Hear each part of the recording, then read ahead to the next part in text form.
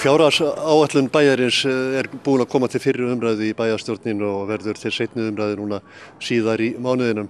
Já, hver fjárhagsstaða bæjarins? Þungt fyrir fæti?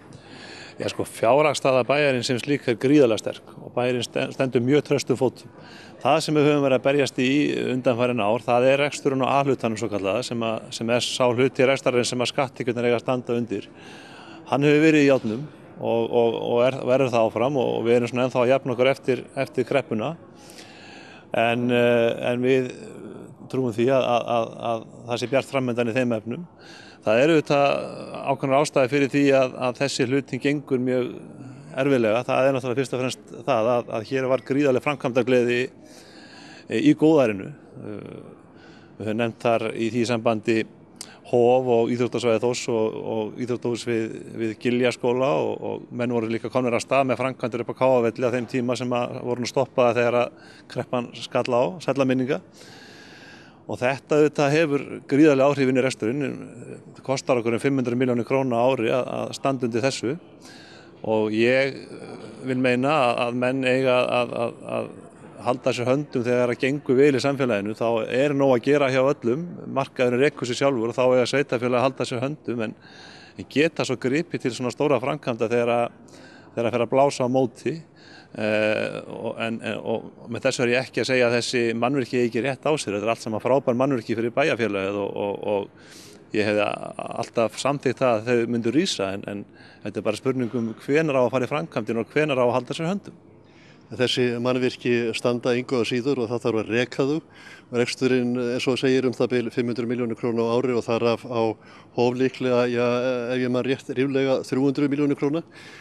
Kallar þetta ekki á einhvers konar endurskoðun þar, hvort hægt sé að hagræða í rekstrinum, til dæmis með því að sameina menningarstofnanir eins og Leikfélagið og Hof og Sinfóníuna?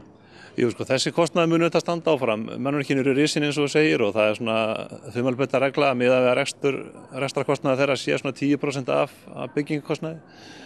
Og auðvitað þurfum við og höfum verið náttúrulega undanfarin ára að lyfta öllum steinum og leita að aðgerðum til þess að spara peninga. Jú, einn þeirra auðvitað að sameina yfirstjórnir og fleira og við höfum verið í töluvert langan tíma að skoða þetta með menningarmálin. Þar hefur Leikfélagið og Sinfónían og menningarfélagið Hof verið til skoðunar og mér heyrist menn núna vera orðnir mjög jákvæðir fyrir því að skoða það mál betur. Og annar þáttur, það gjaldskrár bæjarins, hvað varðar skóla, sundlaug og svo framvegis. Hver ykkar stefna, verða hækkanir eða ætlið að leggja ykkar lóð á vogarskálina til þess að halda verðbólgunni niðri og sleppa hækkunum? Já, sveitarfélög hafa verið hvatt til að skoða þessi mál og við höfum tekið það mjög alvarlega og höfum farið í mikla vinnu við þetta. Bæjarstjórnin allir flokkar koma þeirri vinnu og við munum tilkynna okkar útspil núna í vikunni og við munum til dæmis ekki hækka miðan í sund, við munum ekki hækka heita vatnið, við munum ekki hækka rafmagnið. Við erum að skoða mál sem að snúa að félagsmálunum og barnafólki og við munum mjög myndarlega leggja okkar lóð á þessa vogarskálar og þetta verður tilkynnt mjög svona ítarlegum hætti seinna í vikunni en já, við munum ekki láta okkar eftirliggja. Þetta svona jólagjöf til bæjarbúa?